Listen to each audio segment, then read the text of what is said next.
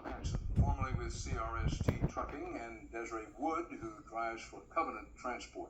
By the way, Desiree Wood is in our audience now.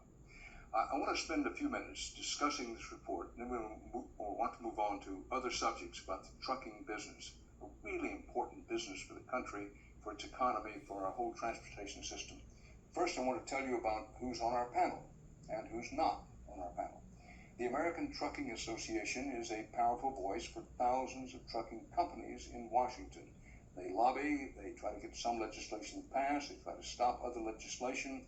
They're actively involved in trying to affect regulatory events.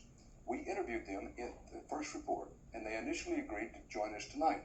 But then ATA's press secretary, one Clayton Boyce, sent us a note backing out saying, and I quote directly, "I was very disturbed to learn this morning that you plan to open next week's show with a videotaped recap of the story from 2 weeks ago, which, as you know, I believe was very unfair." End of quotation.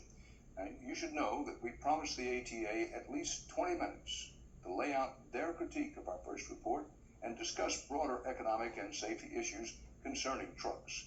There are plenty of issues, as you know. These are issues that not only affect millions of people who work in the trucking industry, they affect everybody in the country. But as Mr. Boyce said, it was one woman, Desiree Wood, who compelled them to cancel, writing, and again I quote directly, "Given the poor judgment shown in having this person on your show and in planning to rebroadcast her slander, I cannot let ATA participate on your show next week." So they flatly refused to come on, even though we had promised them 20 minutes in the clear to give their point of view. A footnote, the idea that a single person, whoever it is, could silence the representatives of a $600 billion industry was pretty, well, disappointing to say the least.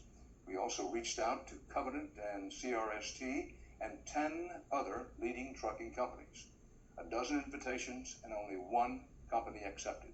We're very happy to have two panelists here tonight from Werner Enterprises, the third largest long-haul company in the country, and they are internationally involved as well. First, we have Mr.